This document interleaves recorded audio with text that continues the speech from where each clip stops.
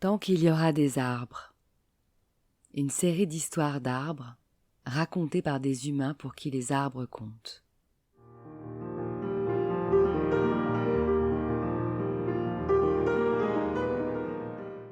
Un patchwork de voyages en enfance ou dans le monde qui justifie qu'au-delà de leurs bienfaits naturels scientifiquement prouvés, les arbres sont nos complices de vie et doivent rester les témoins de nos existences.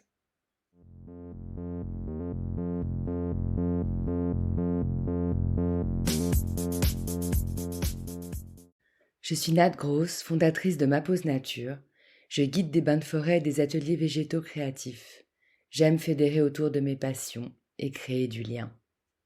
D'une petite graine plantée, un terreau s'est formé et naturellement un réseau racinaire a vu le jour. Un arbre de parole et d'écoute est né et pour nourrir mon arbre, j'ai récolté des vocaux. Encore et encore.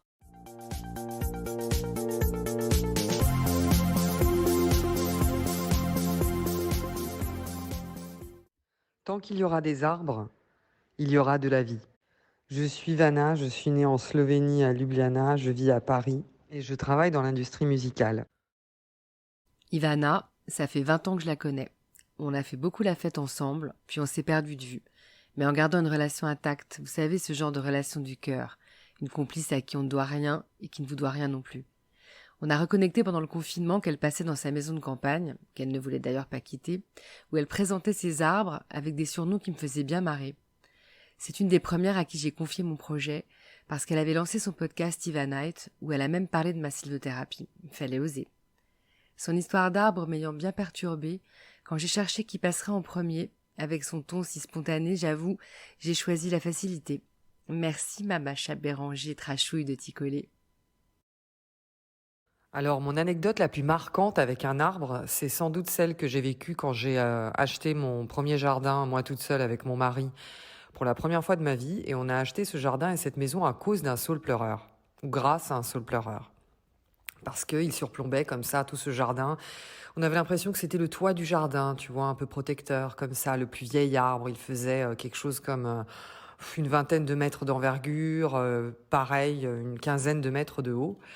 Et puis un jour, on a notre voisin qui était, donc je précise bien notre jardinier, qui vient nous voir et qui nous dit, vous savez, il va se fendre en deux, il faut absolument faire quelque chose, il faut le tailler. Alors on lui demande comment il va le tailler, il dit, oh, juste un petit peu, vous en faites pas, on va le revigorer, on va le remettre à neuf en l'état.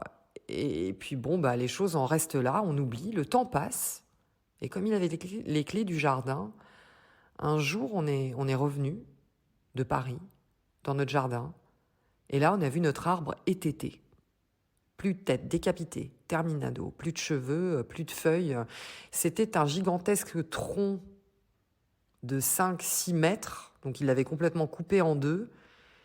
Et voilà, il s'est permis de défigurer notre jardin. Je me suis sentie vraiment agressée en moi-même. C'était vachement étrange parce que je ne faisais pas de différence entre cet arbre et presque un corps humain, en fait. Sur le coup, j'ai réagi très violemment. Je me suis disputée avec le bonhomme. Je lui ai crié dessus. Je lui ai demandé, mais comment osez-vous faire ça comme s'il venait de violer mon chien. Quoi qu'il en soit, je l'ai extrêmement mal vécu. Mon mari aussi. On avait l'impression d'avoir perdu quelqu'un. C'est incroyable. On avait perdu la présence la plus forte du jardin et j'ai ressenti ça comme une réelle agression. Et j'ai réalisé pour la première fois de ma vie combien on pouvait être attaché aux plantes imposantes, donc aux arbres de son jardin. Enfin, personnellement, je suis attachée même à la moindre petite ortie de mon jardin. Mais j'ai réalisé à ce moment-là l'importance de cette relation qu'on peut avoir avec un arbre. Pour moi, cet arbre était le toit du jardin, le côté rassurant, la protection du jardin, la maturité, l'aïeul. C'était l'endroit le plus vieux de ce bout de terre et on n'avait pas le droit d'y toucher. Et depuis, j'ai formellement interdit à qui que ce soit de rentrer dans ce jardin, sauf moi et mon mec. Et bon, bah, je crois que ça va rester comme ça, hein, dorénavant. C'est intime, Les arbres, c'est un truc qui relève de l'intime. Ton arbre, c'est ton arbre.